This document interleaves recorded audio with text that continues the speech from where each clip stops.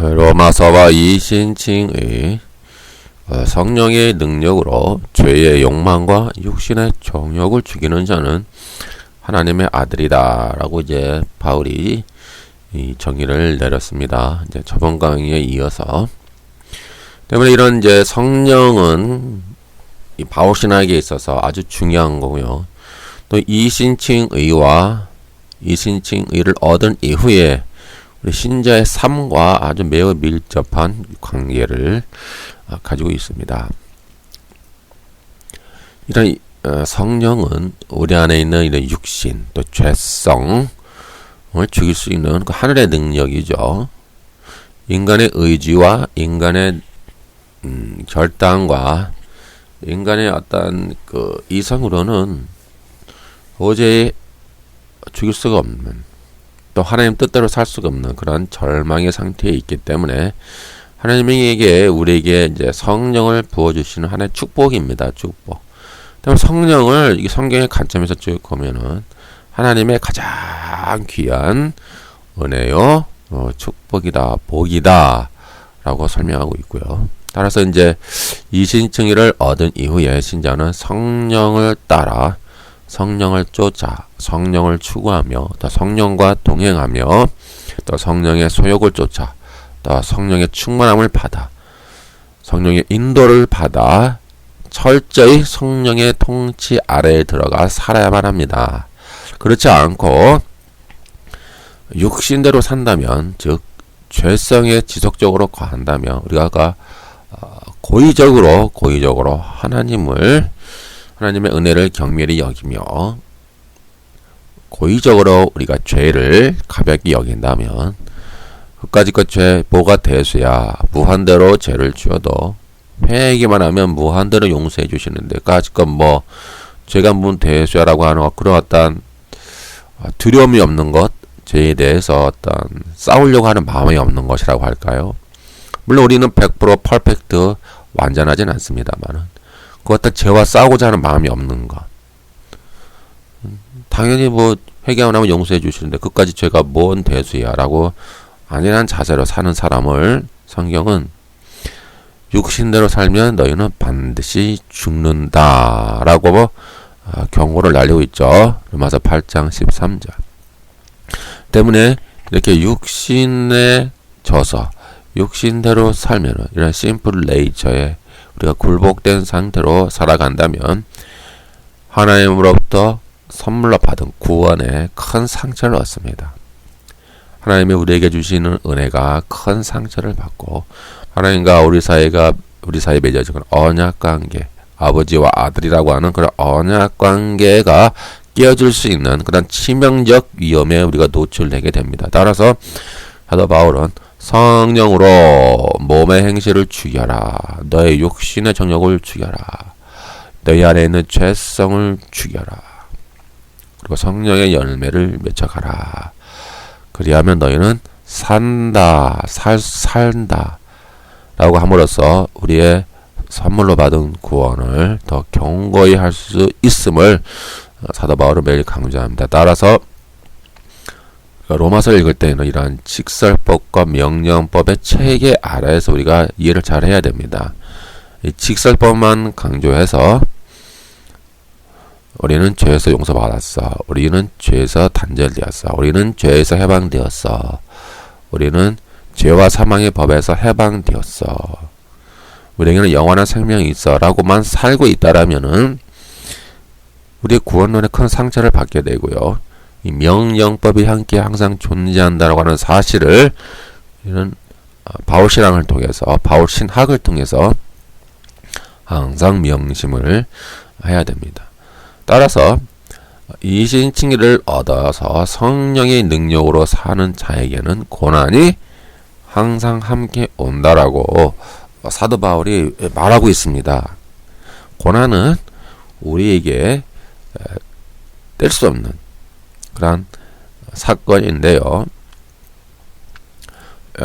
로마서 8장 16절에서 18절 중요한 구절이 있습니다. 성령이 친히 우리의 영과 더불어 우리가 하나님의 자녀인 것을 증언하시나니 자녀이면 또한 상속자, 하나님의 상속자요 그리스도와 함께한 상속자니 우리가 그와 함께 영광을 받기 위하여 고난도 함께 받아야 할 것이니라. 생각건대 현재의 고난은 장차 우리에게 나타날 영광과 비교할 수 없느니라. 오늘날의 그런 기형적인 기복주의 복음은 이 고난을 부정적으로 보는 경향이 너무나 강합니다. 그래서 고난을 당하면 복을 받지 못했기 때문에, 죄를 많이 지었기 때문에, 문제가 많기 때문에, 저주를 받았기 때문에, 믿음이 너무나 없어서, 기도를 많이 하지 않았기 때문에 라고 보통 생각들을 많이 합니다.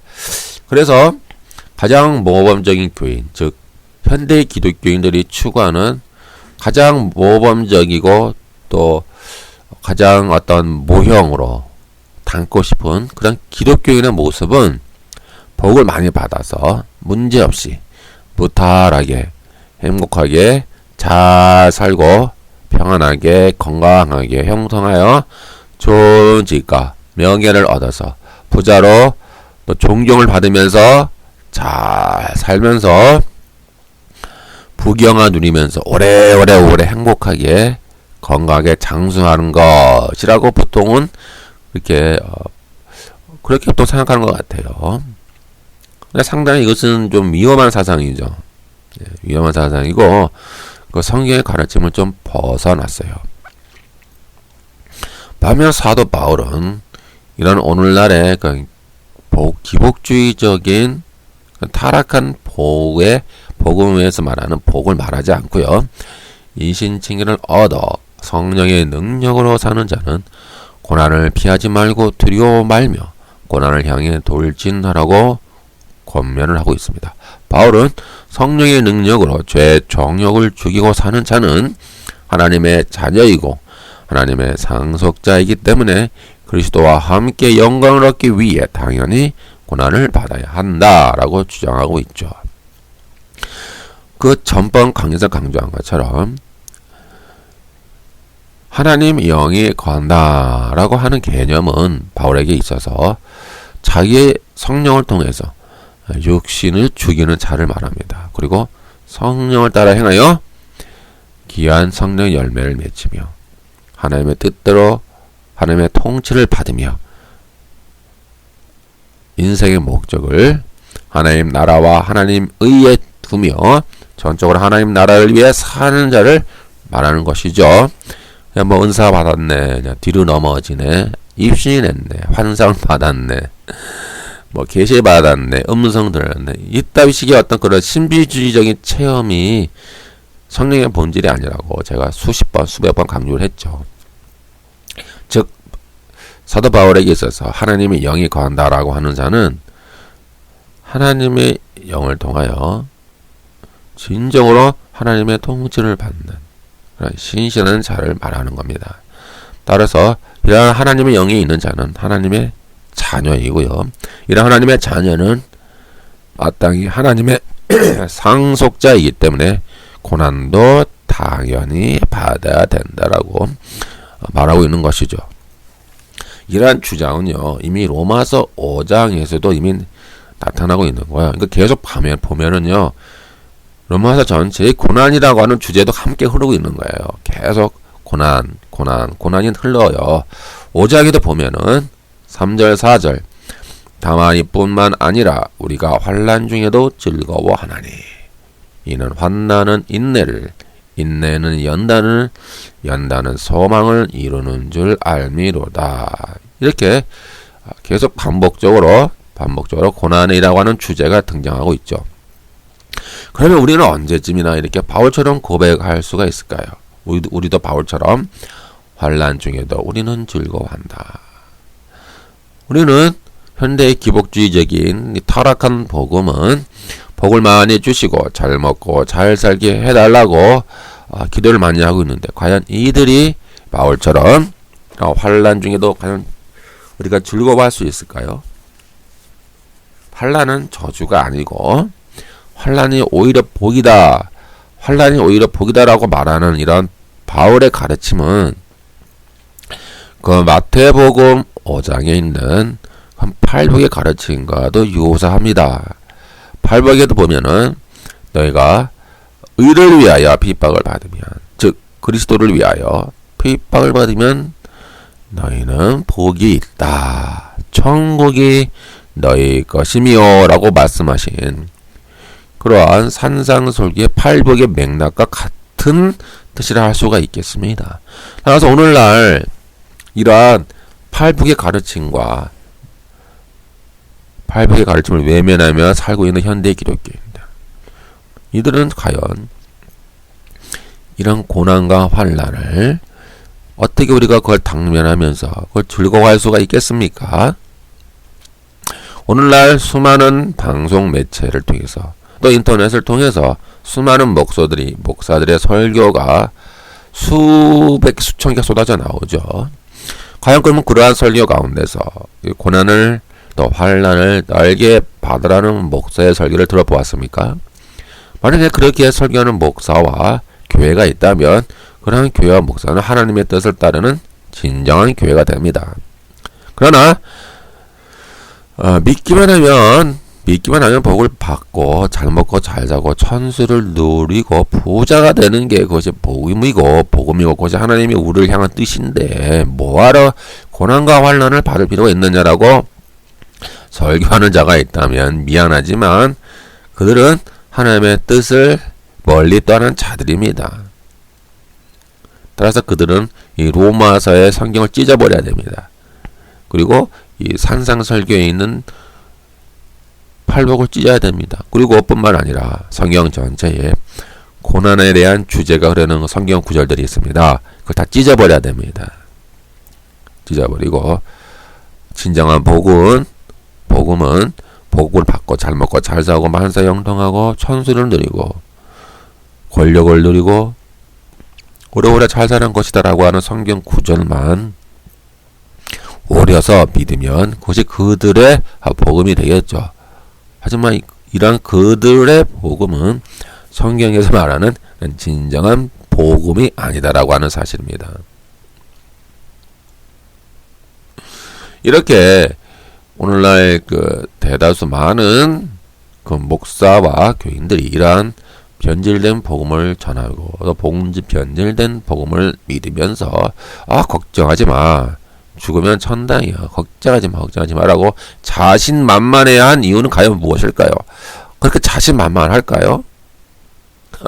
과연 그 복음에 그들이 과연 그 복음이라는 의미를 이해할 과연 그들이 복음이라고 하는 것을 정말 확실히 이해를 하고는 있는가요? 있는 것인가요? 저는 묻고 싶어요. 따라서 이 세상에 전파되는 복음은 고난의 복음이 되어야 됩니다. 영광은 마지막 때 주님이 오실 때에 그리스도와 함께였기 때문입니다. 고난은 우리가 하나님의 아들이요 하나님의 상속자이기 때문에 당연히 오는 한해 징표와 같습니다. 고난은 내가 하나님의 아들이고 상속자임을 증거하는 외적 징표가 됩니다. 만일 고난이 없으면 우리에게 영광이 없다라고 하는 사실이죠. 그런데 오늘날에 타락하고 이런 변질된 복음은 이 세상에서의 영광의 복음을 전파합니다. 바울은 로마서에서 영광은 나중에 라고 말하지만 타락한 복음은 영광은 지금 이 세상에서 그리고 고난은 절대 사절이라고 전파하고 있죠. 그리고 그들은 지금도 영광, 나중에도 영광. 우리는 항상 영광뿐 고난은 없다라고 믿고 그들은 가르치고 있습니다. 따라 사실 이들은 거짓 복음을 믿는 자들이고 그 고난을 피하려고 하기 때문에 사실 하나님의 아들이 아닙니다. 하나님의 상속자일 수가 없어요. 왜냐하면 하나님의 상속자는 당연히 고난을 받는다라고 성경은 기록되어 있기 때문입니다.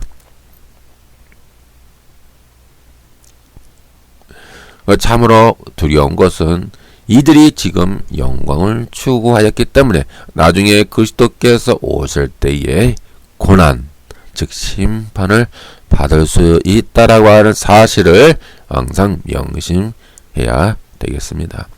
따라서 이러한 이제 고난 속에 바울은 그 예정론이라고 하는 주제를, 이런 무거운 주제를 다루고 있습니다. 즉 이런 고난과 예정은 어떤 밀접한 관계가 있다라고 하는 것을 그 후반절 8장 그 17절 이후에 마지막 절 37절까지 쭉 보면은 이제 고난과 함께 그 예정, 선택, 택함이라고 하는 주제가 함께 엮여져 있다라고 하는 사실을 우리는 간파를 해야 됩니다.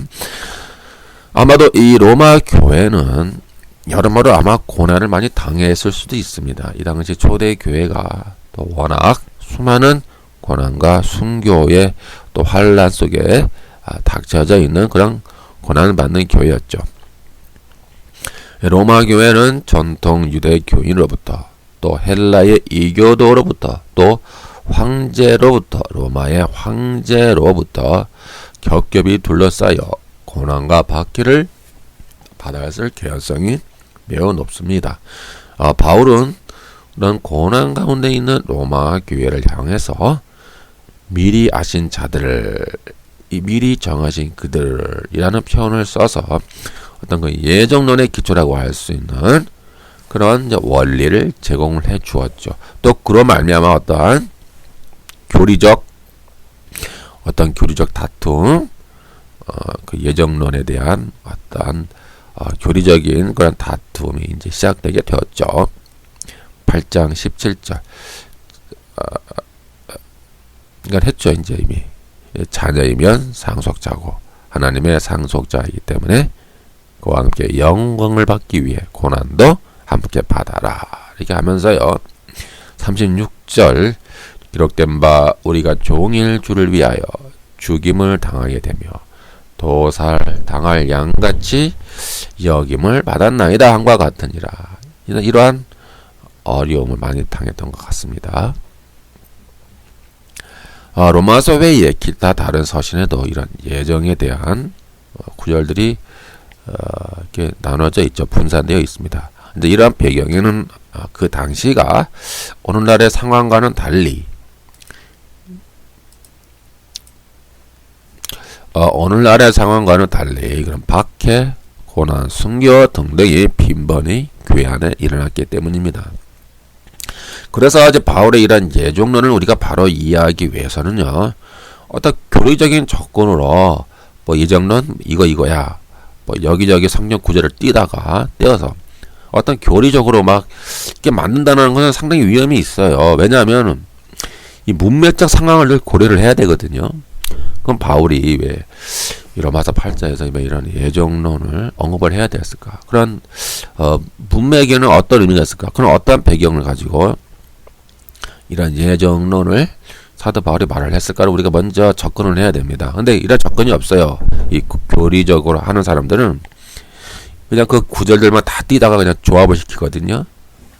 저기서 그 구절을 띄다가 조합을 시켜서 하나의 교리를 만들어요. 그래서 이 교리는 어떤 체계화한다고 하는 면에는 어떤 일조를 하지만 때로는 이 성경의 원래 문맥적 의미를 벗어날 수 있는 그런 위험도 있어요.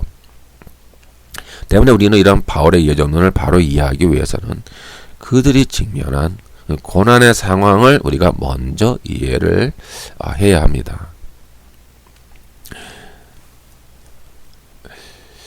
29절 30절 하나님이 미리 아신 자들 아들의 형상을 본받게 하기 위하여 미리 정하셨으니 이는 그로 많은 형제 중에서 맏아들이 되게 하려 하심이라.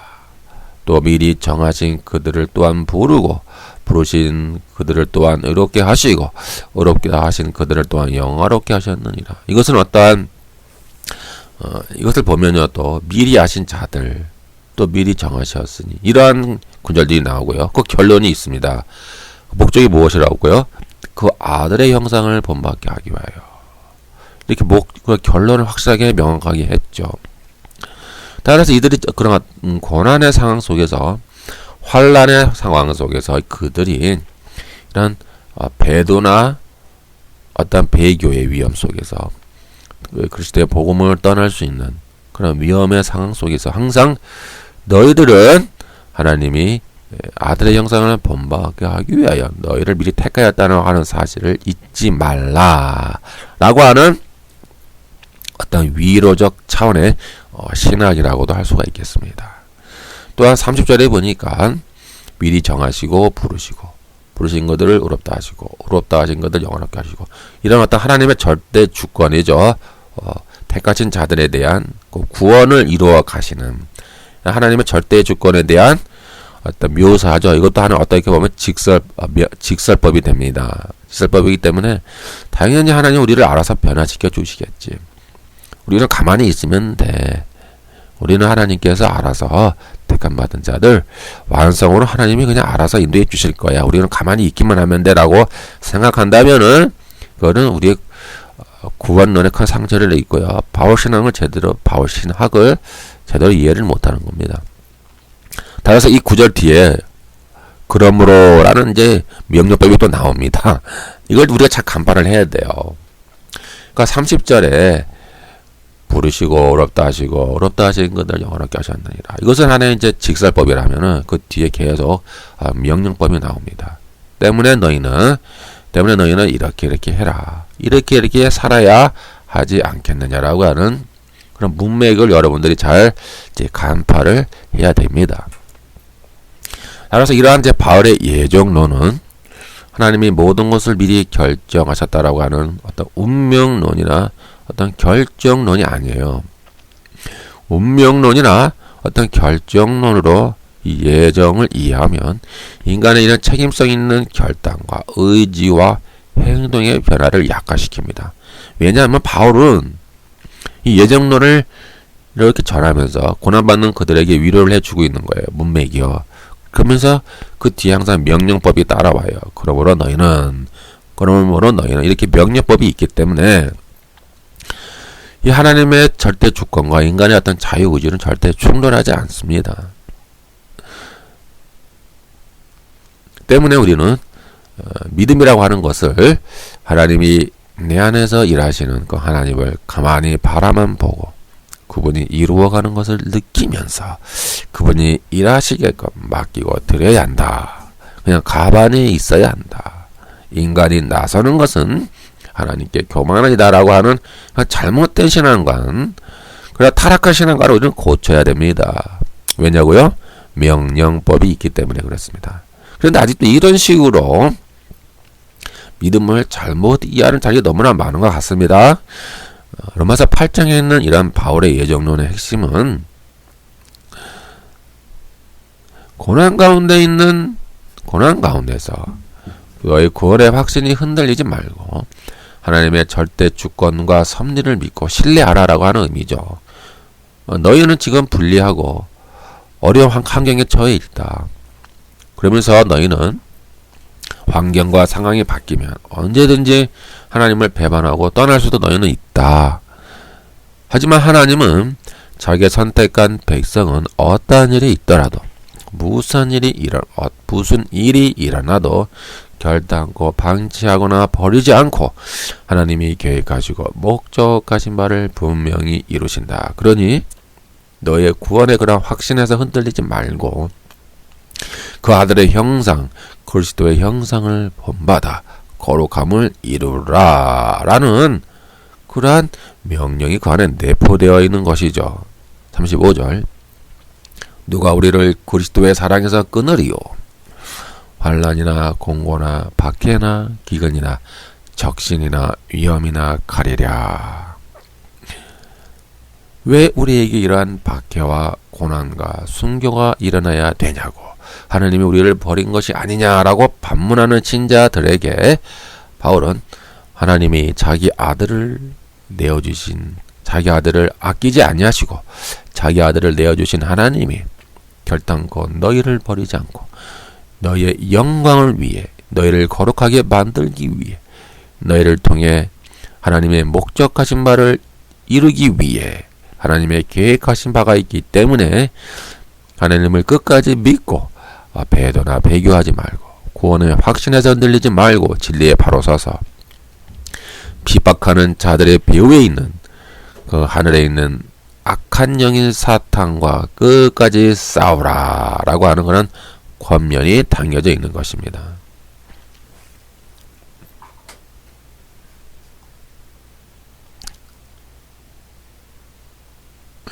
때문에 이러한 바울의 신앙은 이제 에베소서 1장 4절에도 있어요. 곧 창세전에 그리스도 안에서 우리를 택하사 우리로 사랑 안에서 그 앞에 거룩하고 흠이 없게 하시려고 거룩하게 흠이 없게 하시려고 우리를 창세전에 택했다라는 거예요. 우리는 그냥 어떤 교리적으로 그냥 하나님 우리를 택했어 라고 우리는 교리적으로 믿지만 그 결과물이 목적인 거룩하고 흠이 없게 하시려고는 사실 우리 관심이 없는 것 같죠. 택하신 목적이요 우리를 그 앞에 거룩하고 흠이 없게 하시기 위해서 우리를 창세전에 그리스도 안에서 택하였다라고 하는 사실입니다. 이러한 예정은요 하나님이 우리를 이끌어가는 그런 주권적 섭리와도 마찬가지예요. 우리가 기도할 때에도 하나님 응답하실 때에도 여러분의 인생과 여러분의 운명을 하나님이 이끌어 가실 때에도 여러분들 항상 거룩하고 흠이 없게 만들기 위하여 하나님은 여러분들을 섭리하고 계시는 겁니다. 여러분들이 고난을 당하는 상황 속에 있는 이유도 또 여러분들이 하나님이 어떤 기도는 들어주시고 어떤 기도는 응답하지 않아 하시고 하나님이 여러분의 모든 환경과 모든 여건들을 하나님이 주권적 섭리로 이끌어 가시는 이유는 여러분들을 거룩하고 흠이 없게 만들기 위하여 이끌어가는 것이죠. 때문에 하나님이 여러분의 기도의 방향도 이러한 거룩하고 흠이 없게 하시기 위하여 여러분의 기도의 방향도 하나님이 바꾸시는 분이시고 또 거룩하고 흠이 없게 하기 위하여 하나님이 기도응답을 주시는 겁니다. 이러한 목적을 여러분들이 바로 깨달아야 되겠고요. 하나님은 결국 이러한 고난 속에서 자기의 택하신 자들을 결국 영화롭게 만드는 그런 목적, 영화롭게 만드시기 때문에 그 영화의 그 결론에 도달하게 하나님이 결단코 하나님이 이끌어 가시기 때문에 너희는 고난 가운데서 좌절하지 말고 죄악과 싸워 거룩함에 이르라 라는 하나의 권면이 되겠습니다. 가만히 있으면 하나님이 너희를 알아서 거룩하게 그리고 영화롭게 만들어 주신다라고 하는 의미가 아니라 너희가 거룩하고 영화롭게 되는 것을 목적으로 택함을 받았기 때문에 어떠한 절망 가운데서도 낙심하지 말고 죄와 싸워서 거룩함을 이루어 가야 한다라고 바울은 촉구하고 있는 것이죠. 따라서 이렇게 바울의 예정론은 고난 가운데서 거룩한 삶, 거룩한 어떤 신앙인의 모습 그런 것과 연결되어 있음을 우리는 이념해야 합니다. 이러한 영화는 하나님이 너희 안에서 다 알아서 만들어 주시니까 너희는 믿고 그냥 가만히 있으라라는 의미가 아니라 택함을 받은 너희를 하나님이 영화의 단계까지 이끄시기 때문에 너희는 낙심하지 말고 끊임없이 죄악과 싸워서 너희의 거룩함을 만들어 가라 라는 의미가 되겠습니다. 28절 우리가 알거니와 하나님을 사랑하는 자 곧 그의 뜻대로 부르심을 입은 자들에게는 모든 것이 합력하여 선을 이루느니라. 바울의 예정론은 하나님이 자기 백성을 그냥 우연히 계획 없이 어쩌다가 그냥 느낌이 오는 대로 실험을 하기 위해 너무나 심심해서 할 일이 너무 없어서 한번 구원시켜 볼까 해서 여러분들을 구원하신다는 의미가 아니라 이 구원론의 중요한 개념입니다. 하나님 우리를 구원하신 이유는요 그냥 심심해서 한번 해볼까 그냥 우연히 느낌이 오는 대로 실험을 하기 위해 그래서 구원시킨 게 아니에요. 여러분들을 그 창세전부터 하나님의 치밀한 계획과 주권적 섭리 속에서 하나님의 그런 목적을 실현하기 위해 너희를 택하여 구원하였기 때문에 너희가 지금 박해와 고난과 순교 가운데 있지만 너희는 하나님 앞에 아주 매우 의미와 목적이 있는 귀중한 선택받은 존재라는 뜻이 되겠습니다. 그러니 너희는 낙심하거나 절망하지 말라. 너무 슬퍼하거나 좌절하지 말라. 너희는 지금 매우 불리한 상황에 놓여 있지만 분명히 모든 것이 합력하여 선을 이룰 것이다. 그리고 인내하고 참아라.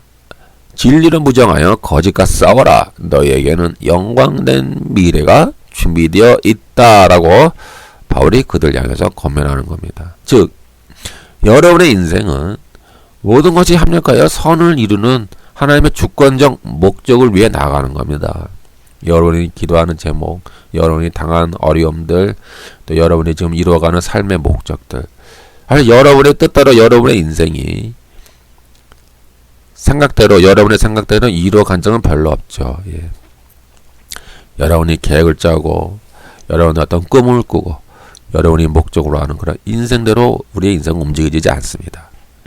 그러나 결국은 하나님이 이 모든 것을 합력하여 선을 이루시기 때문에 여러분의 인생과 여러분의 모든 운명과 여러분의 삶 속에서 하나님이 선을 향해서 여러분들을 이끌어 가신다라고 하는 그런 주권적 섭리를 믿어라. 그런 구원의 확신에서 흔들리지 말라라고 이제 권면하고 있는 것이죠.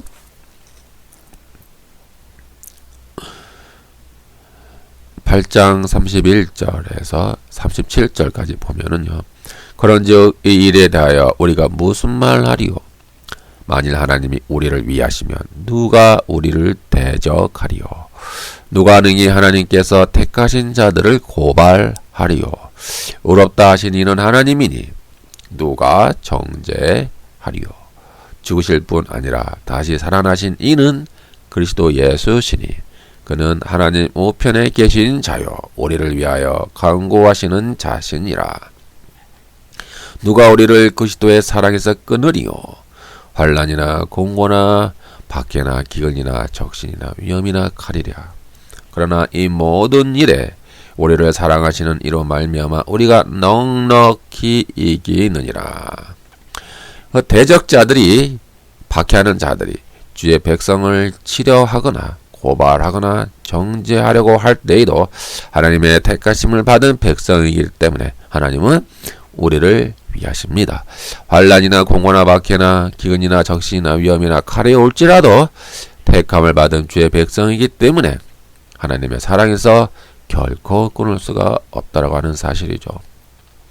그리고 그러한 주의 사랑으로 인하여 택함 받은 주의 백성은 어떠한 상황에서든지 넉넉히 이길 수가 있게 되었습니다.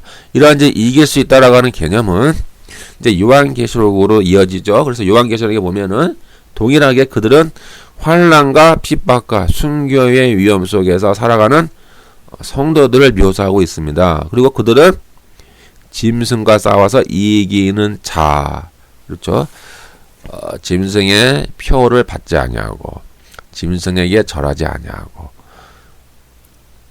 짐승과 싸워서 그 순교하는 상황에 갈지라도 끝까지 싸워가는 걸 이기는 자라고 하는 그 요한계시록에서 그 당시 이긴 자라는 개념이 계속 이어지죠.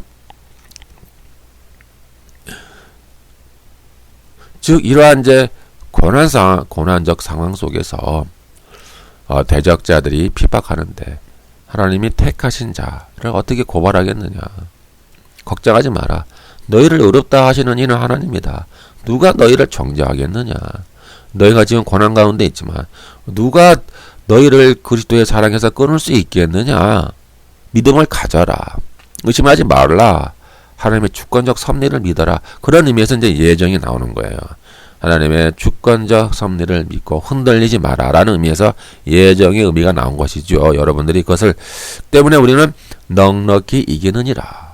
이것이 결론이에요. 그러니까 예정론은 우리를 사랑하시는 이런 말미암아 우리가 어떤 환난과 고난의 상황 속에서 우리는 넉넉히 이긴다.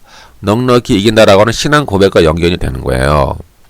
이러한 이런 맥락이 없이 우리가 어떤 예정론을 어떤 교리적으로 만들어가지고 그냥 달달달 외우잖아요. 그래 우리는 예정 받았어, 택함 받았어 라고 하는 것은 아무런 의미가 없어요. 때문에 제가 그런 교리적인 접근 방식을 제가 비판하는 거예요. 이런 문맥적인 상황이 있는데, 문맥이 있는데 고난적인 상황과 이런 문맥이 있는데 그런 문맥을 통해서 예정론을 이해해야 되는데 그렇지 않고 그냥 교리적으로 만들어가지고 믿잖아요. 그거는 상당히 이거는 우리가 그 본질을 잘 이해를 못하게 되는 거예요. 그럼 이처럼 우리는 왜 로마서에서 왜 바울이 예정론을 말아야 했는지 그 배경과 문맥을 제대로 이해하라 이 말이에요.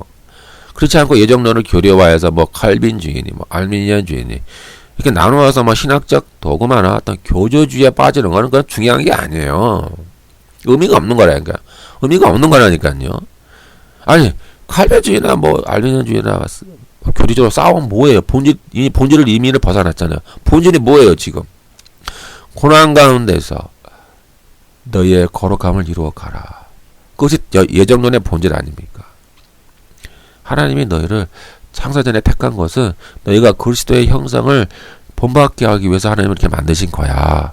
너희가 지금 고난 받고 있지만, 너희가 지금 죽어가고 있고 순교하고 있고 환난과 핍박을 받고 있지만, 하나님이 택하신 자를 하나님이 결코 하나님 버리지 않고 주권적 섭리 가운데서 하나님의 목적어를 이루시기 위해서 하나님이 이끌어 가시기 때문에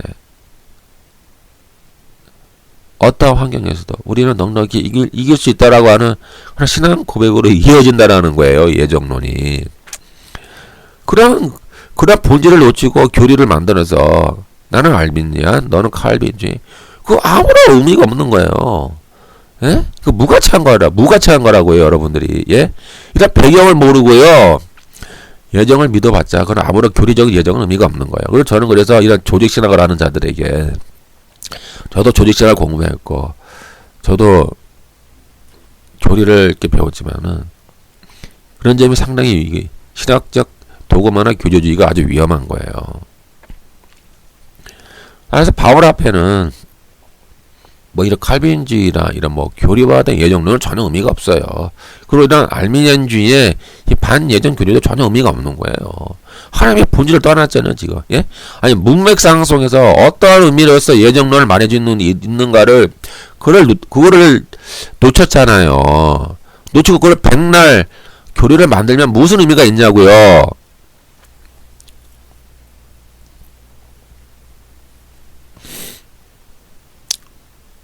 바울은 인간의 자유의지와 하나님의 절대 주권의 어떤 충돌? 어떻게 인간의 자유의지가 하나님의 구원을 거부할 수 있는가? 구원받지 못한 자에게 대한 하나님의 책임은 있는가 없는가? 하나님은 멸망받을 자를 미리 정하셨다 등등 이러한 어떤 예지예정과 같은 이러한 교리적이고 도구마적인 교조주의적인 것을 하나님은 원치 않는 거예요. 바울은 이런 것에 쓸데없는 이런 것에 관심이 없어요. 오늘날 이상하게 하나님은 멸망받을 자를 미리 정하셨다. 뭐 이런 것들 주장하는 자들도 있고 과연 구원받지 못한 자에 대한 하나님의 책임이 있는가 없는가 이런 쓸데없는 어떤 사변 하나님의 자유의지와 인간의 자유의지와 하나님의 절대주권이 충돌할 수가 있는가 없는가 이런 어떤 사변적인 어떤 교리라고 할까요? 이런 쓸데없는 것에 사람들이 빠지고 있어요. 이런 쓸데없는 짓을 왜요? 본문을 보니까 예정론의 의미가 제가 지금까지 수십 번 강조한 것처럼 그런 의미가 있다라는 얘기잖아요. 근데 그런 의미를 떠나서 본문의 의미, 문맥을 이해하지 못하고 그것을 막 이론적으로 막 사변화시켜서 어떨까? 또 철학적인 접근 방식처럼 생각만 하는 거예요. 아니 그럴까? 이럴까? 저럴까? 이럴까? 저럴까? 이렇게 생각만 하고 있는 인간이니 정말 그들에게 고난이 닥쳐오면은 어떻게 환난을 이길 수가 있겠습니까? 네? 정말 그들에게 고난과 환난과 핍박이 오면은 당연히 배도하고 배교하지 않겠어요. 당연하죠, 그거는.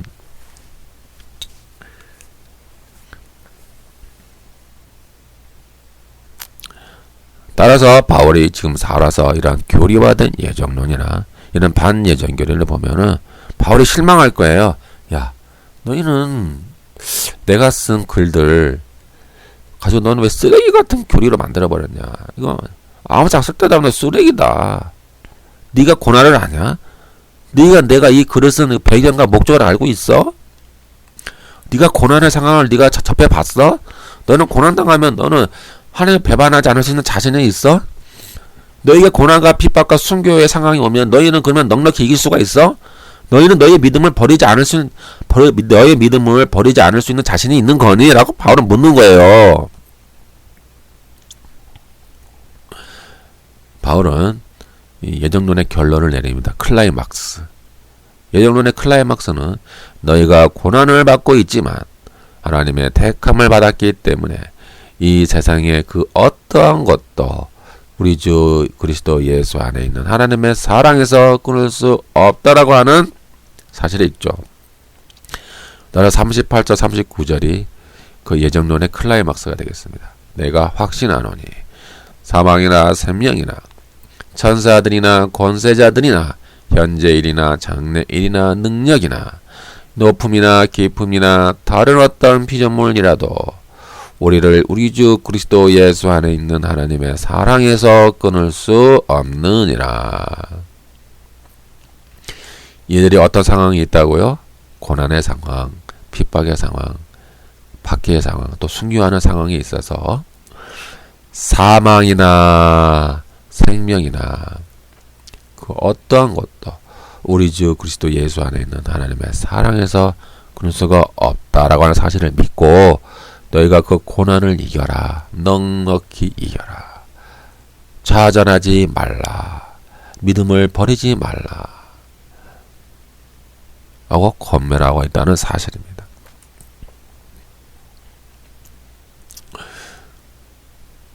결론을 내립니다.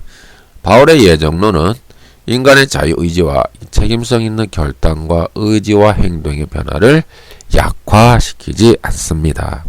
바울의 예정론은 운명론과 숙명론, 결정론이 아닙니다.